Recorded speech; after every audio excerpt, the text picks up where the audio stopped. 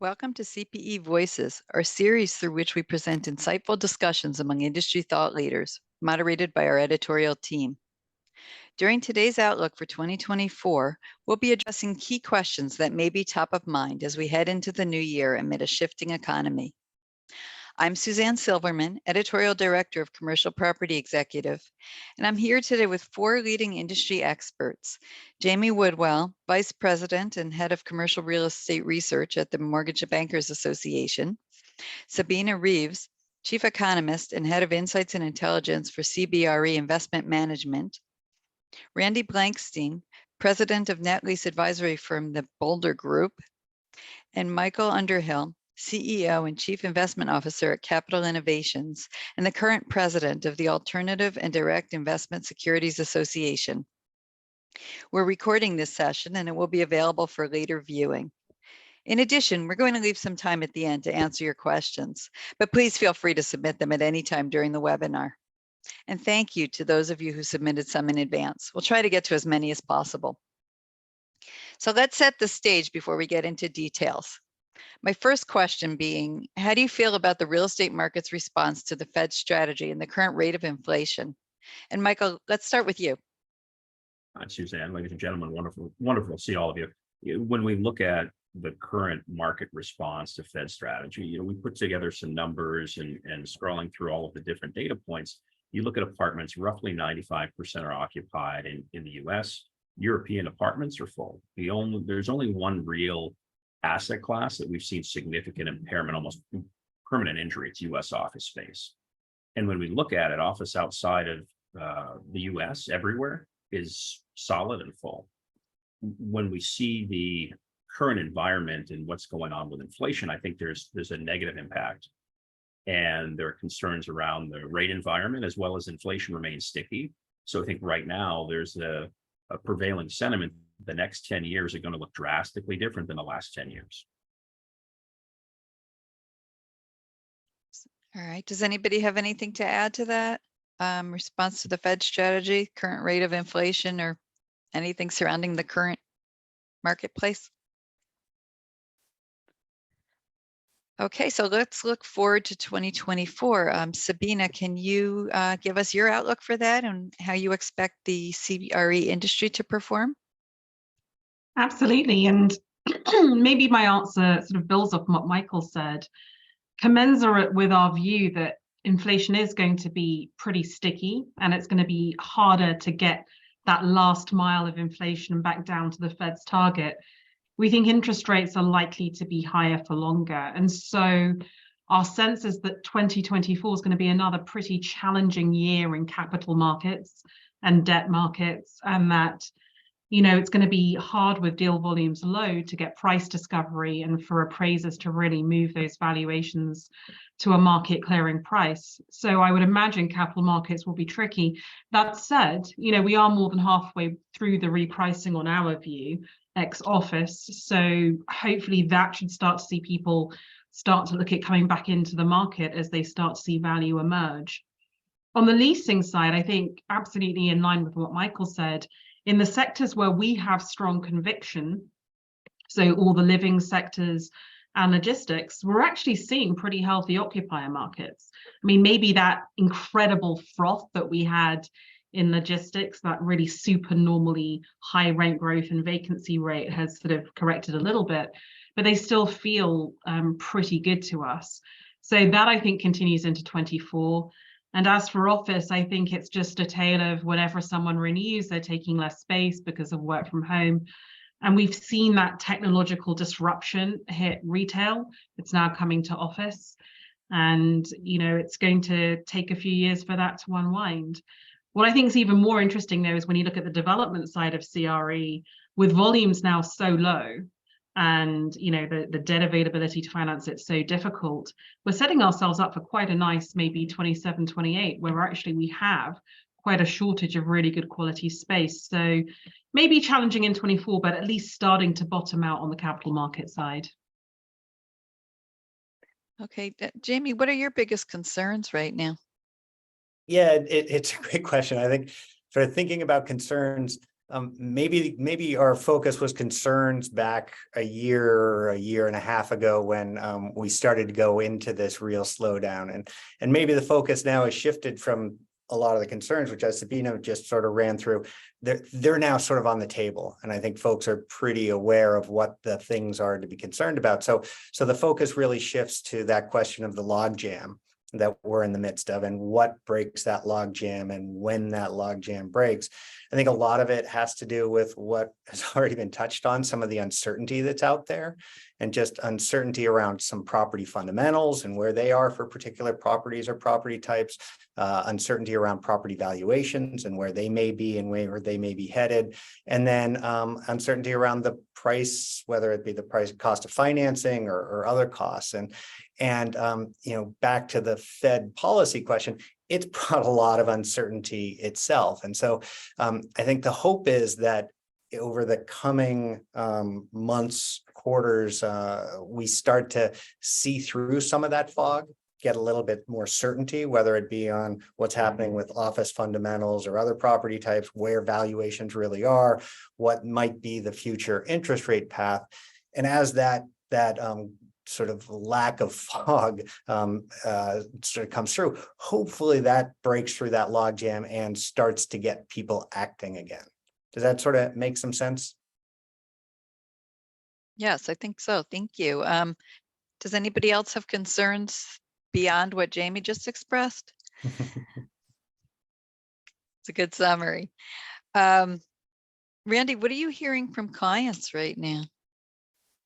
Yeah, I mean, look, the net lease sector is a little bit different than what's expressed previously, because it's not a lot of office and industrial, at least on the number of transaction size, maybe dollar volume, but less on transaction size. We deal more in retail properties, which is a slightly better story, than the office market. So a little bit different perspective on things, but look, I think the last year has really caught people flat-footed to a large extent regarding the extent of the move in interest rates. I think especially developers who were, building these things 9 to 18 months in advance, their performance just missed by, 100 to 150 basis points because they didn't see the extent of the correction coming. And so I think it's creating some, just problematic issues in the capital markets. That's why volume we're seeing down, 52% year to date, because there's this dislocation between, where people thought on their performance they would be and where the market is.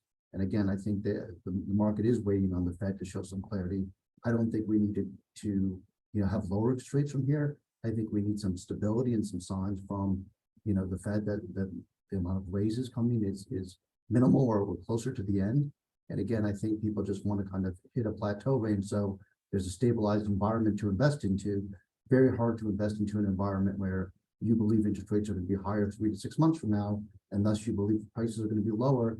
Takes away a lot of the incentives to transact in the current market. And that's why you're seeing such a dearth of deal flow in the capital markets in general. So we think even though the market may not get better from a cap rate perspective next year, we think CMBS and other loan maturities is going to force some people into accepting where we are in the market and look at their bad choices, whether it be reduced cash flow or reduced selling price or capital infusion. It kind of forces them to make that decision in 24. 23 was kind of a light, low maturity year. So a lot of people have pushed that problem down the road. And I think next year they'll have to address it. Thank you. Michael, are you hearing other things from clients? I think you see there's a general concern. And when you look at the ability to refinance assets and pricing, and the ability to underwrite cash flows, you've got this series of metrics among assets where you have things like laboratory life sciences all the way at the northeastern quadrant, and then you have malls and things like hotels in the southwestern quadrant. And the ability to finance is variable pursuant to underwriting the cash flows. I think to my colleague's point there, when you look at the structure and term and interest rate sensitivity as well as economic sensitivity, you have various degrees of interest rate sensitivity in refinancing this. You have various degrees of economic sensitivity where things like cold storage less economically sensitive, warehouses are less economically sensitive, lab and life sciences less economically sensitive. So you have a greater ability to refinance. Conversely, you look at things like hotel, lifestyle, even power center, suburban office, lower ability to refinance, and there's a lower ability to underwrite those cash flows. So that's where you're going to start to see some impairment. We saw shades of this in March of 2020 when COVID struck in that first and second quarter of 2020. You saw impairment, you saw cap rates really, really accelerate in terms of just how they were changing.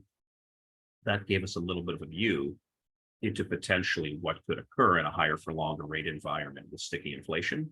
And admittedly, what appears to be an economy that's decelerating. When you look at leading economic indicators, PMIs, ISM, you look at some of those numbers, it's no great secret there's a deceleration that's going on. Yet you try and square that with some pockets of wage inflation.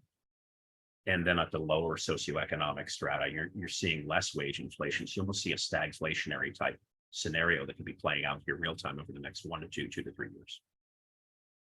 Maybe, Suzanne, I can give you a bit of a global perspective on what clients are asking us and what we're hearing from them when looking at the US.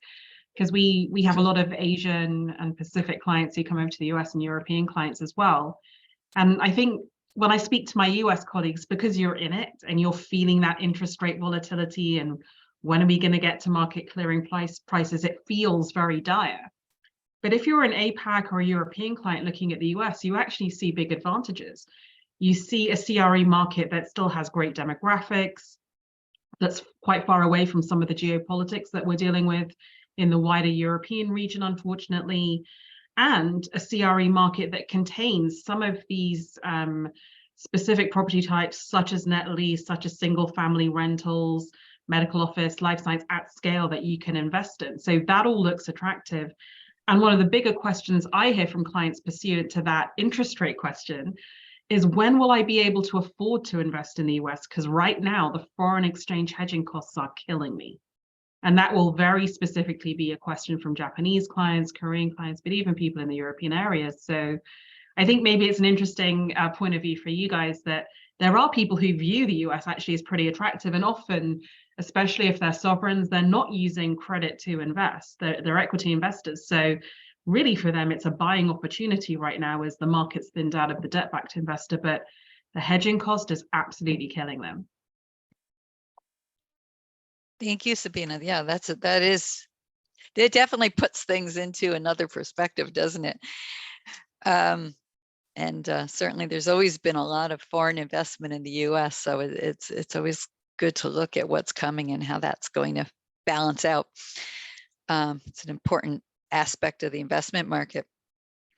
Jamie, I think you really referenced the main issues to watch for next year, but as we start to drill down now into this discussion, is there a summary of maybe like a few key points you'd suggest that everyone keep in mind? Yeah, absolutely. And I think, it's interesting, building on Sabina's point, that I think what you see in the market today is a lot of folks looking at their existing portfolios and sort of going, I gotta figure out where the challenges and opportunities are there. But then people are looking at the potential for new deals, and they're going, if I can do new loans, if I can do new investments in today's climate, those will be some of the best investments of the last decade. So the challenge is finding sort of the seller for a lot of those buyers, I think. It's interesting when we look at where we are and what the issues to watch are. I think the fascinating thing about today's market is it varies so much depending on a particular property and a particular deal, and not only the property type, but the location and when that deal was done and under what terms it was done previously. All of those are coming into play. That when you think about commercial real estate, we often think of it as a market.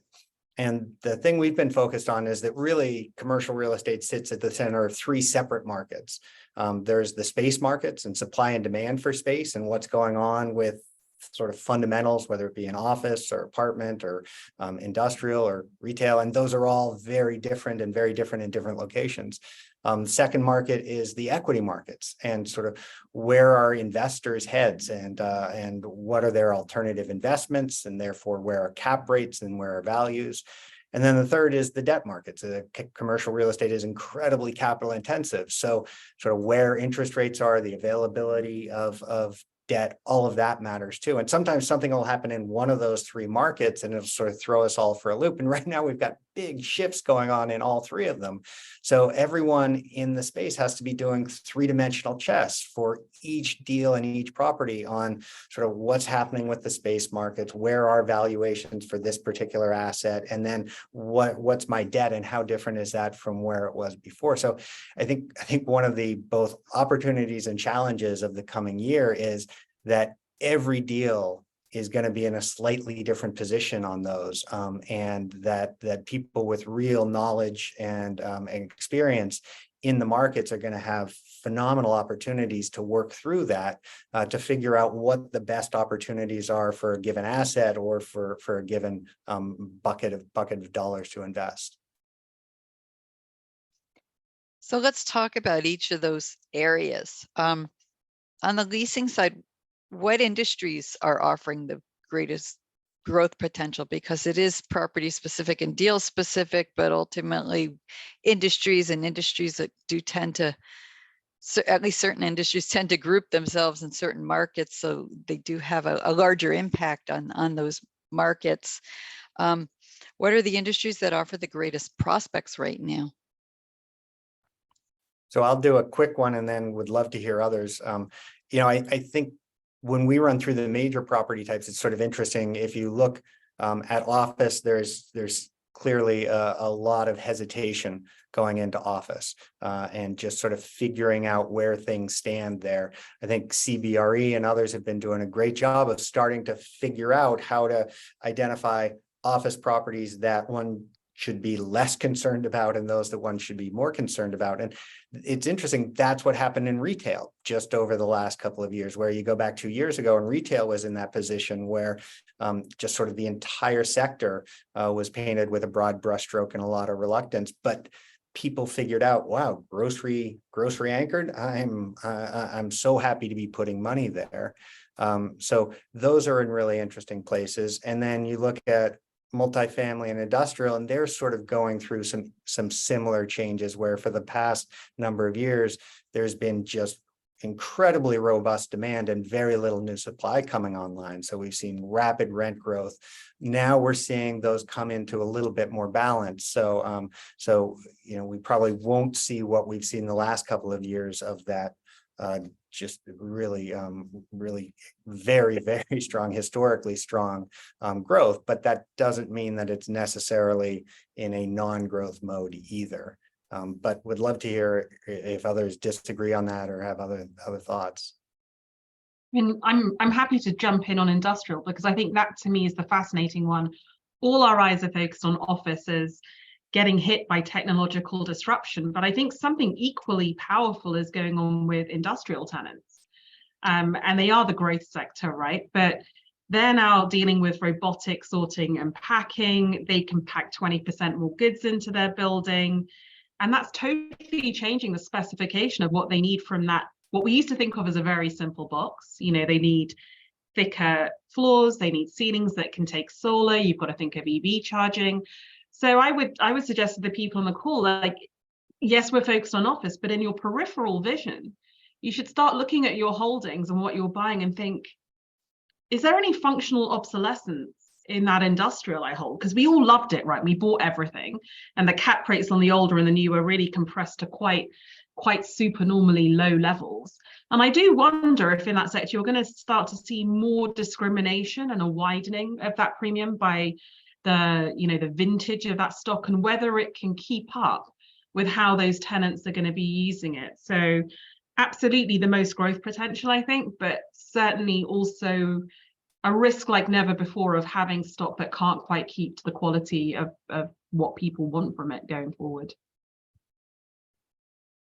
And Randy, to Jamie's point about retail, and you were talking about retail overall, but certainly there's been improvement in retail post-COVID. what are particular areas that you really see offering growth potential in the coming year? Yeah, I'll get to retail in a second, but going back to Jamie's comment regarding office, I mean, we're seeing strength in defense contractors in the office sector. We've seen Lockheed and L3 and other people that, hybrid work isn't going to be an option for regarding security clearance. So there is certain niches within office which are still viable and effective. But again, that's a small subsector of the market, not the market as a whole. But it does exist for the few bright spots of office. And that's mostly suburban standalone locations. So it's not really affecting CBD, which is kind of the greater issues here. When you get to retail, and again, I'm going to take retail down to freestanding, which is my kind of sub niche of the world. We're still seeing strong growth in both dollar stores and QSR. Both of these have been, QSR obviously outperformed dramatically during COVID, and the need for drive-through, if not double drive-through, is still out there. And a lot of tenants still, like Dunkin' and Panera and others, who want to get out of strip centers into freestanding locations. Those kind of remain trends. Dollar stores have been on a long-term growth until what appears that they're everywhere in kind of secondary and tertiary markets. And that sector is still going robustly, and demand is still there because a lot of people still think they're going to do well during recessionary times, and there's still a lot of people that think we're, if not in a recession shortly, that we'll be muddling along for the next year or two. So dollar sector still doing well. So those are tenants which are still expanding, still an investor base for. Obviously, due to the small size of them, they're still trading. Obviously, if you did do larger portfolios of them, much more difficult because they're not leverage neutral at the moment. They're still, leverage negative. So it's created some issues with the capital markets. But overall, retail, specifically freestanding, has been a kind of area of strength from both tenant leasing demand and kind of investor demand. So much better story than the market as a whole. So let's get into the equity and investment markets now. Michael, what's your read just overall on the real estate investment market this year? If you were taking a look at just what's been occurring in 2023, volume has been down. I mean, the original forecast was down sort of 35%. It's closer to 37% year over year in 2023. And as we head into 2024, potentially an increase of 15%. And you look at cap rate expansion continuing for the rest of 2023, albeit at a slower rate, I think there's going to be a tale of two cities, if you will. I think it's going to be investors, haves and have-nots, pursuant to interest rate sensitivity, pursuant to economic sensitivity. I think Sabina brought up an excellent point.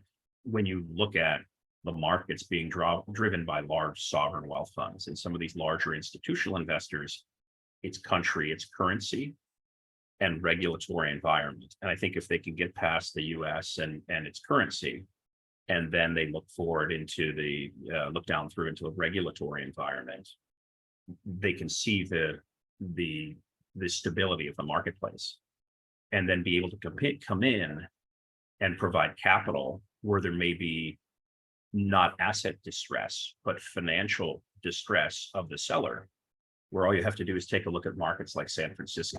I put down some numbers here, but if you look at 115 Sansom building in downtown SF, that building's selling for 20% of what it was 3-4 years ago, right? I know 2 sovereign wealth funds today that are betting on that asset, and there's the massive, $400, $500, $500, $700 million deals that are percolating forward, pursuant to the ability to hedge out some of the currency risk, but find the stability of U.S. markets. And I think it's beyond office and into other spaces, whether you look at snapshot of, let's say, digital infrastructure, right? You see cell towers, you see data centers. Sabina touched upon it again. When you look at what's going on with artificial intelligence and the way it's impacting some of these assets, particularly data centers, you've seen a massive investment, billions of dollars flow into data centers just in the last 18 to 24 months. And whether you're talking hyperscale, even sub-hyperscale data center development, new development's just been unabated. Capital is flowing. Some of these data centers we're seeing where the shovel is hitting the ground and the assets being sold to Blackstone within 6 months of actually starting the project, right? Things like that where you say, okay, maybe I want to sell into this Conversely, you look at things that in digital infrastructure for towers, and a lot of the commercial carriers have been challenged from a CapEx perspective. And so you're starting to see just public markets pull back. And that sort of leads the private markets. So you start to see a retrenching and retrading of digital infrastructure within the towers business, where you may see a little bit of a capital structure arbitrage. So unique areas. And again, to touch upon Sabina's comments in industrial, you have to look at what's a stranded asset or what's going to be a stranded asset, and then layer in your sustainability, ESG overlay focus on energy and power consumption, as well as all of your different metrics for owning the asset that you want to own in 10 years, not the asset that you want to own today. Okay, thank you. Sabina, you were nodding a lot. Do you have anything more you'd want to add to that?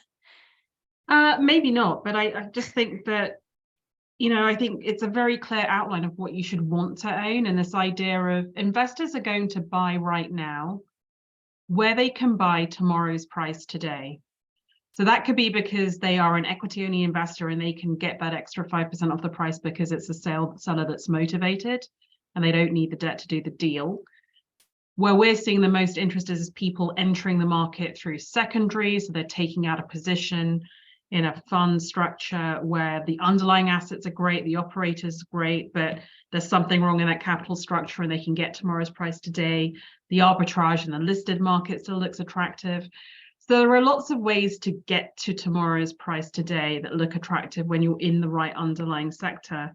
But evidently, if you want sort of a broader market recovery, we need to get those debt markets back. I mean, that's a very selective set of people who can exploit private market dislocation. And until the appraisals settle down, interest rates settle and the debt markets recover, it's still going to be thin trading through much of next year, I suspect. So maybe that's a natural transition into talking about the debt markets.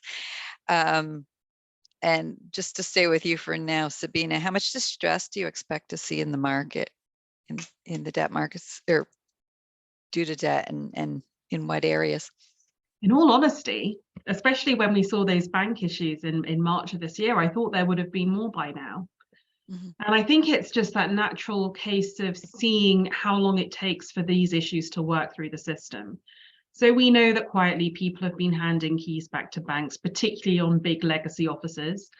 And we know that at some point the banks have to convince some of their best and brightest to transition over into special servicing to deal with these and to get them out to market and to start seeing some of the big discounts come through into the sellers market. So it is taking quite some time. I mean, I would really hope by this time next year, you're seeing the price discovery through those motivated sales. I don't think it's going to be anything like as bad as the GFC. I don't think that we went into this with anything like the levels of leverage. And I think how the banks are reacting is very different too. And maybe to give you an example of how this plays out on both sides of the Atlantic, there is a big difference in how regulators are acting. And I'd be interested to see what the panel think about this and whether I've gotten it right or wrong.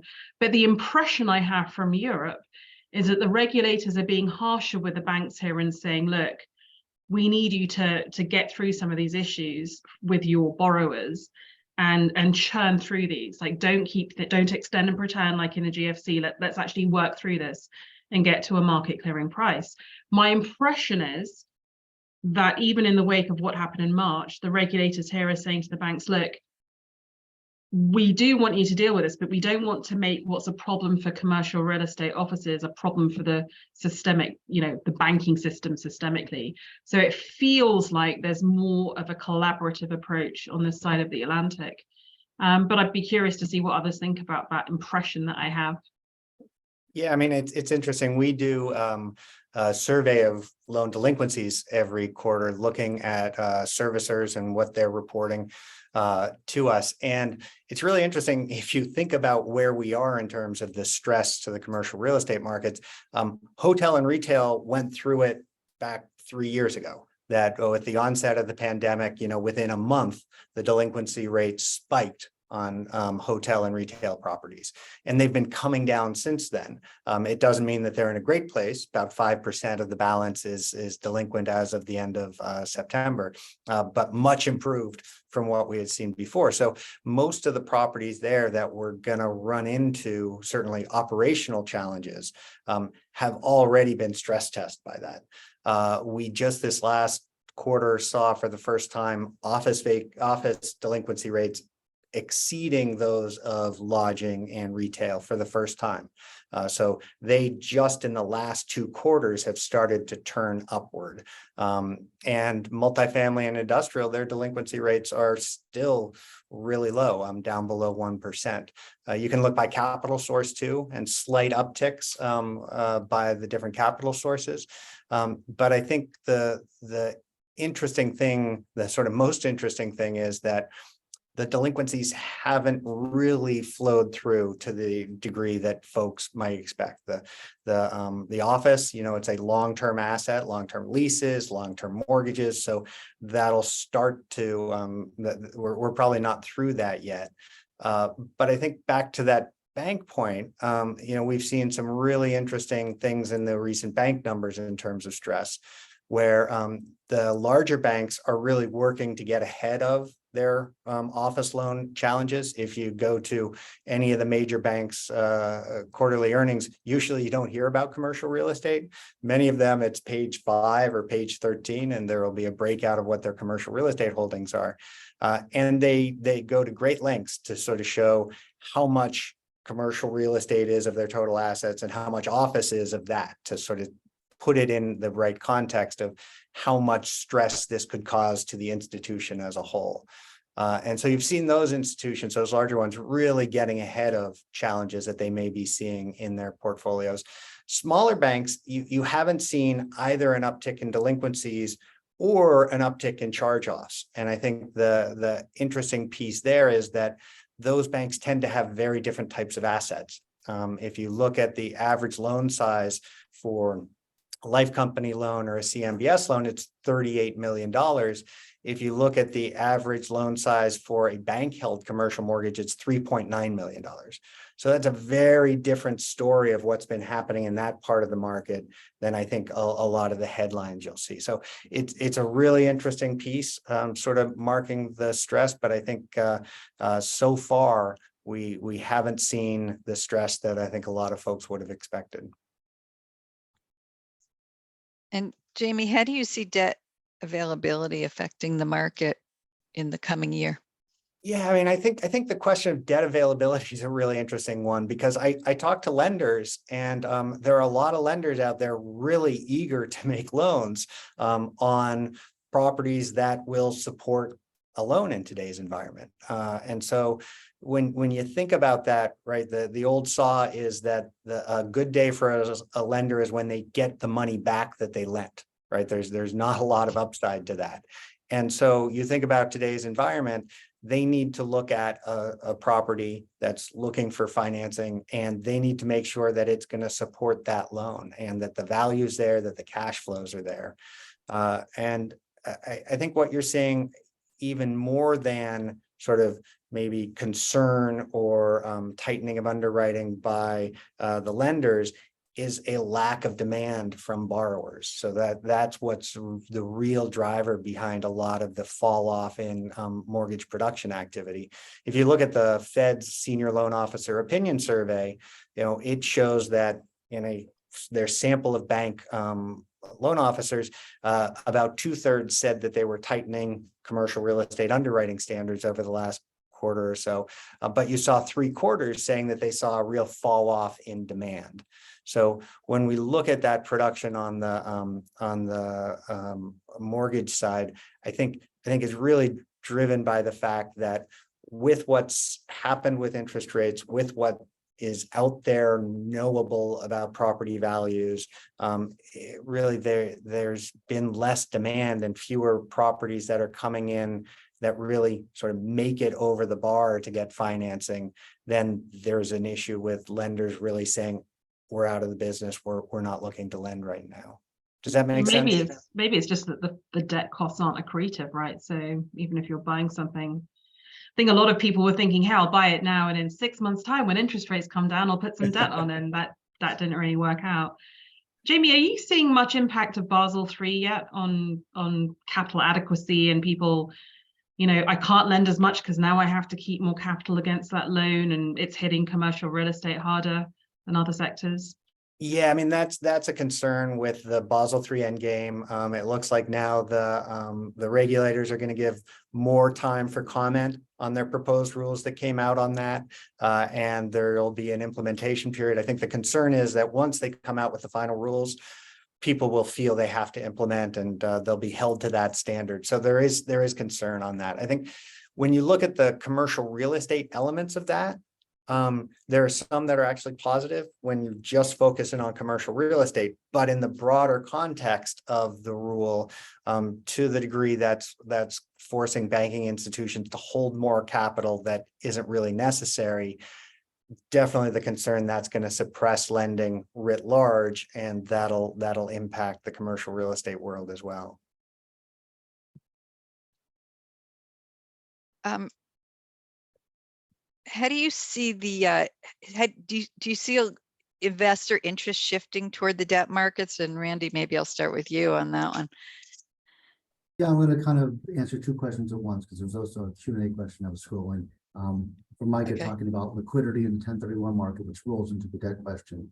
The 1031 exchange market, at least my sector of it, is down around 60% year to date. So the kind of liquidity kind of has already dried up is the first answer to that question. And again, we're seeing a lot of activity kind of in the cash buyer thing, which in my world is kind of under 4 million, and a lot of institutional interest kind of at 12 million and above. A lot of, REITs are very happy that 1031 buyers are, for the most part, quieter out of the market because they're able to hit, their yields. So a lot of people have hit their acquisition targets, year to date early because there's no 1031 buyers in front of them, getting pricing, which is 50, 60 basis points better than they're used to. The trouble being in the 5 to 10 million space, which is the drugstore space to a large extent in my world, the issue is very few things are leverage neutral or accretive, and thus, people don't want to, they do a 1031 exchange, they want to place the exact amount of the 1031 exchange, where historically, they were leveraging 2 or 3 to 1. Now the incentive structure to take on a lot of leverage is just not there. So while there is some optimism regarding if I bought it now and I could refinance later down the line, people aren't acting that way. They're starting to realize that, look, I need to find something that's more conservative, lower leverage today, because look, I've been wrong about the capital markets for the last 6 to 9 months. And, I've maybe the last 20 years historically was an aberration. And I need to think of that, this could be the new normal, or this could be higher for longer, whatever perspective you want to take on it. And, they're feeling much less confident in the debt markets, bailing them out of a bad purchase price. So I think to Sabina's point, there are people looking for tomorrow's pricing today, and they're having trouble finding it. But a lot of people's attitude is, look, I'll sit on the sidelines. There's plenty of, not only interest rate concern, there's obviously macroeconomic concerns and macro environmental world war type issue concerns that people are struggling with. And, the safest thing is to move to the sidelines, especially when in a market where pricing has moved your way for the last, 9 to 12 months by doing so. So, obviously people are watching debt markets closely, but they're also watching, the macroeconomic events closely as well. And, for my world to recover, at least the 1031 exchange part of it is, a lot of it's being driven by multifamily sales, and that market is still, down substantially and doesn't look like to be recovering weeks and months at the earliest, probably more second half of next year is where kind of optimism regarding transaction volume, not optimism regarding cap rate. I think we're still in a price discovery market. And, the easy thing now is to kind of make sure you're in a conservative position, or, raise capital, kind of up your balance sheet and kind of see what the next year holds. Seems to be the consensus at the moment.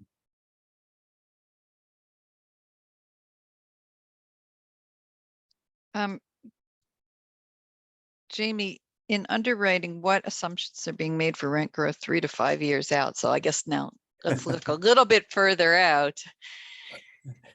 Yeah, I mean, I think that folks are looking, and it depends on the type of loan and the type of deal that one's looking at. for a lot of it, it's, does the property today support this debt? So that's looking at existing cash flows and what's going to happen there to support the debt. I think with a lot of the uncertainty around property values and with the rise in interest rates, the real constraint on a lot of deals is the debt service coverage ratio, and just does the cash flow from the property support the payments on this loan at present and going forward.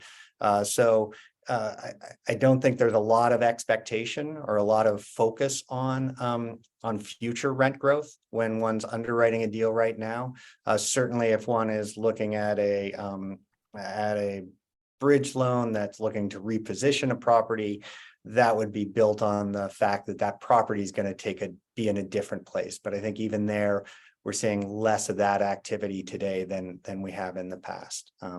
So I'd expect that the focus is really on today's market. Can that loan be supported by that property? Okay, focus on today. That makes sense in this market.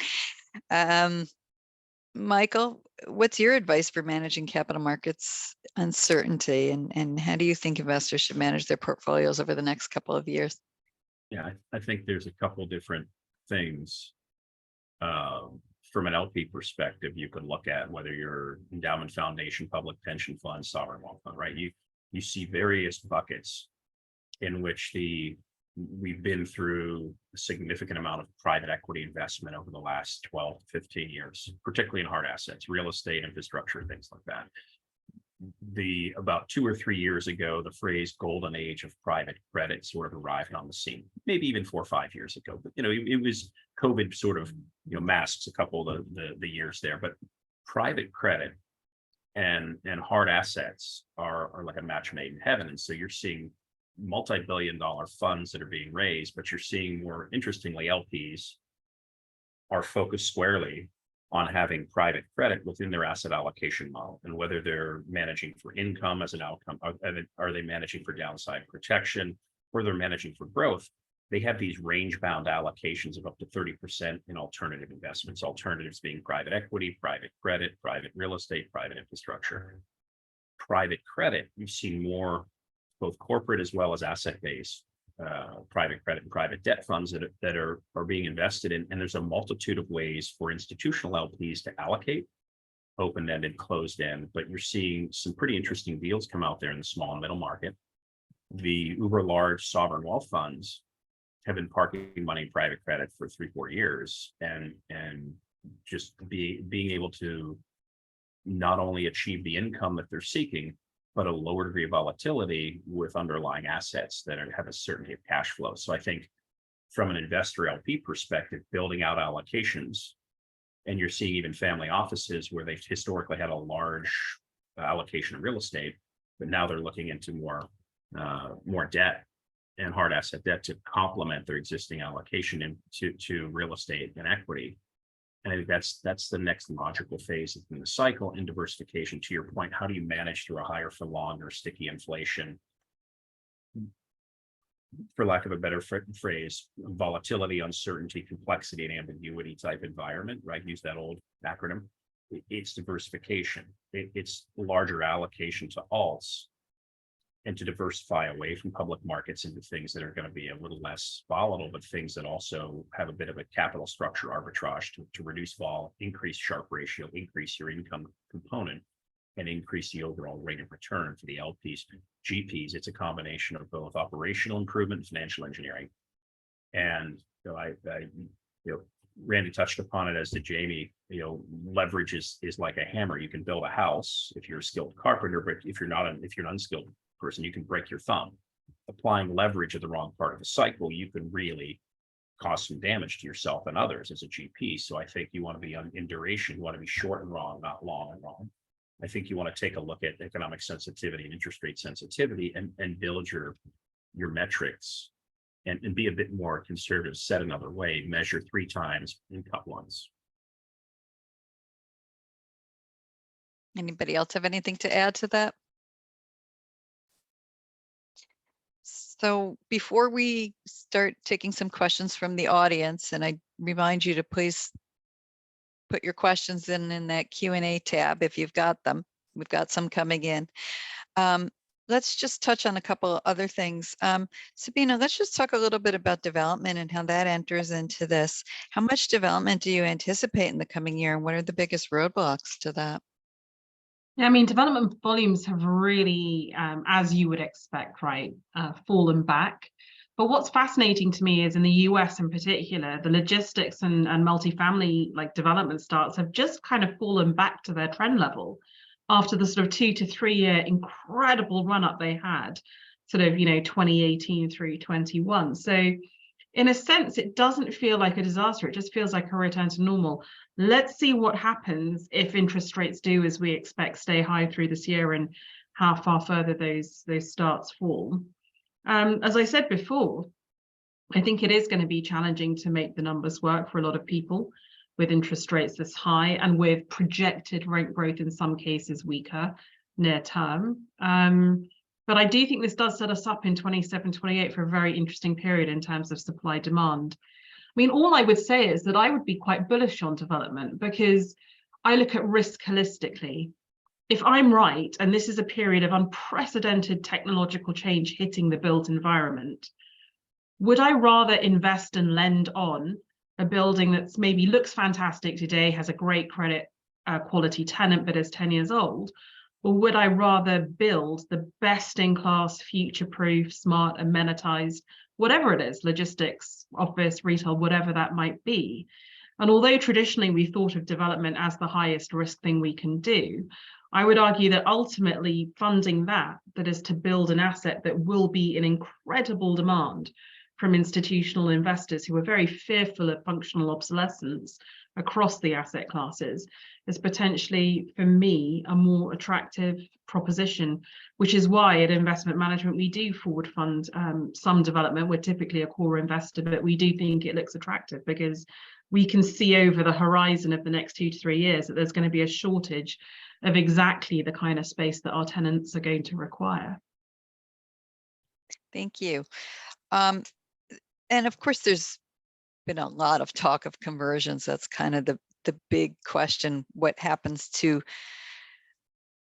obsolete properties or properties that are less in demand now? Office is a big focus, but especially older office and hotel and retail properties. There's been a lot of examination of converting them to multifamily. Sabina and Michael, I know you've both got some views on this. How much do you actually see it being converted to multifamily, and what are the other options that you're seeing for excess office space in particular? I mean, maybe I'll come in with a quick sort of both sides of the Atlantic comparison, maybe. I think in the US gateway office markets where you have some quite old obsolete stock, I think it's very challenging to retrofit that to multifamily just to make the numbers add up. It's going to be challenging to get windows that open and the light into the core. And my suspicion is that as bad as this is for the environment and sustainability, some of that is going to have to fall in price to the point where it's profitable for developers to come in and just redevelop from scratch. It is slightly different in Europe, actually, because we tend to live in smaller cities with a lower, less high-rise tower, they're mid-rise. And because we've had more onerous environmental regulation for a long time, a lot of those buildings have great light, they've got windows that open. So actually converting some of those into mixed use or full resi, I think is going to be easier or more profitable at a lower discount to current book value. But in the US, I mean, I'm so curious to what Michael says on this. It just feels like it's going to be quite challenging. Yeah, so I couldn't agree more, Sabina. When you look at the current environment in the US, different in terms of both structure and function than Europe or Asia for that matter, where I've traveled. I was in San Francisco too, almost 3 weeks ago. And you're seeing this challenge with the office environment where a significant amount of the employers have basically decamped and they moved to Colorado or Texas or Washington or Oregon, even Arizona or Nevada.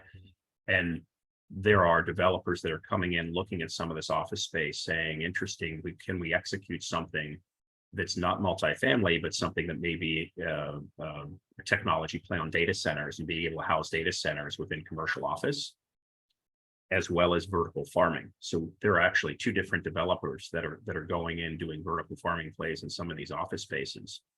And when you pencil this out, initially the challenge is getting it to scale, but think about climate controlled 24/7.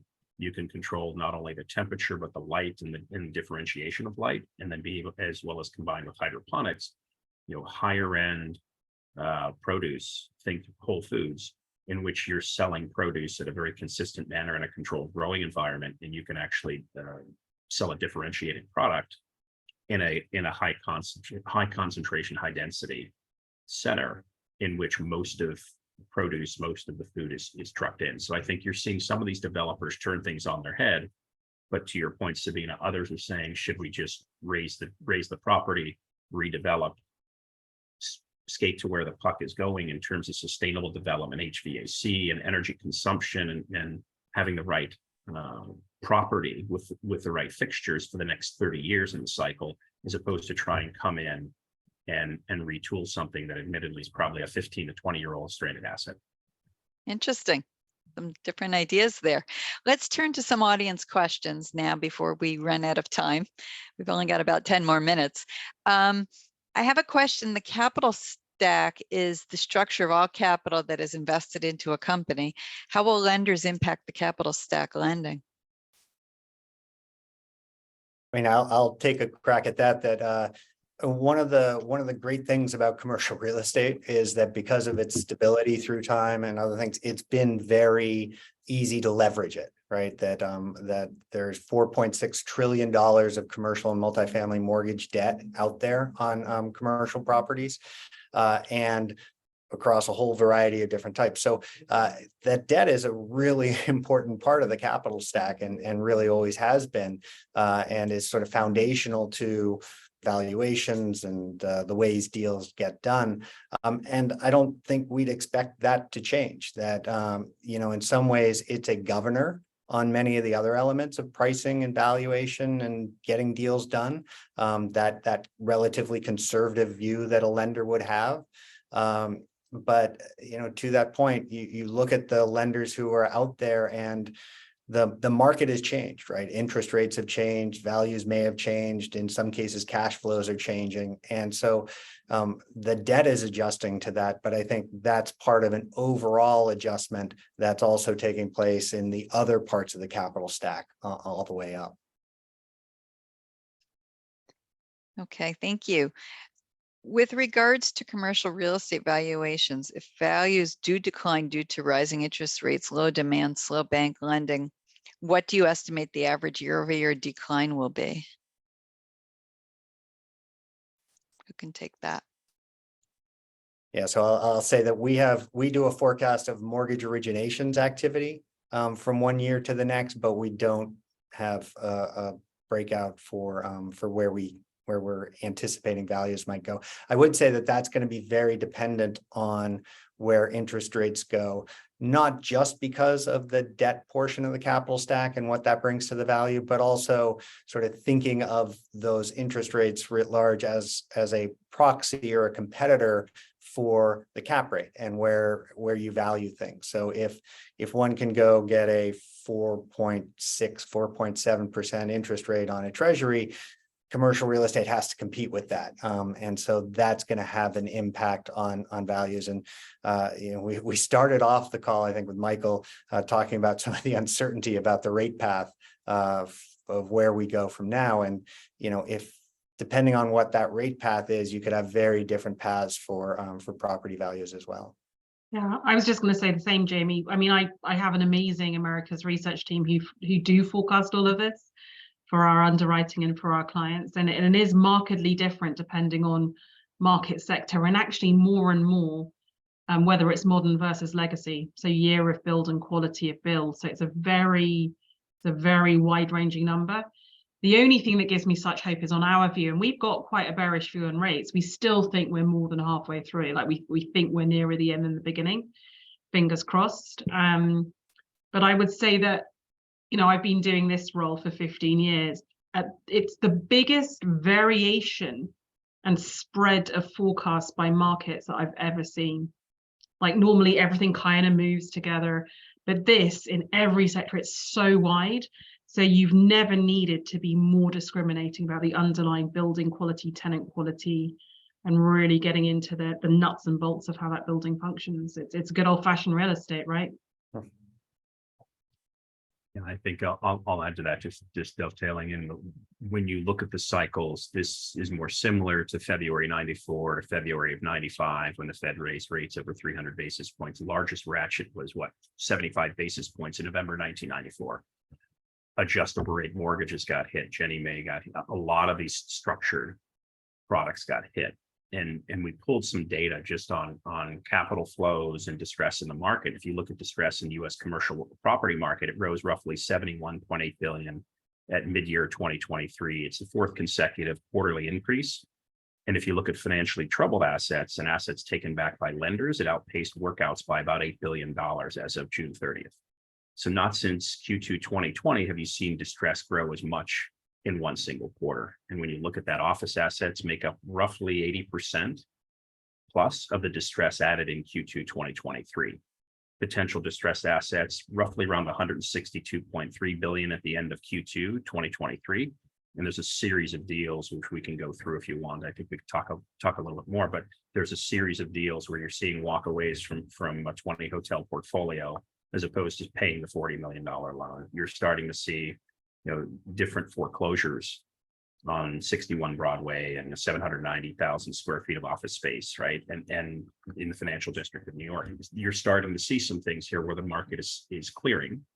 There is some distress, but I think it's economic sensitivity and interest rate sensitivity and how you square that with your book and how you come in. This is where value investors sharpen their pencil. And if you have cash and conviction, you can make some money in this market.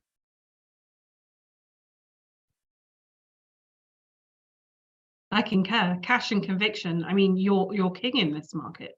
I mean, I really think some of the best vintage year opportunities will come this year and next. And it's the ability to discriminate and still figure out what asset and sector you want to be in. But when I look back on the last sort of 20 odd years of being in this industry, some of the best deals we did were 2009 to 11, right?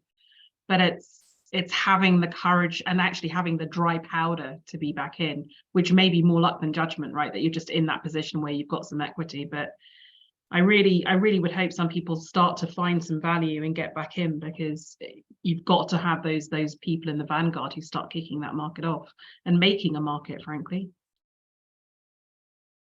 Yeah. Do you see investors holding onto properties longer hold periods to get to tomorrow's pricing? Well, people who are refusing to sell because they don't want to take the loss on their books. I think there's probably some of that going on.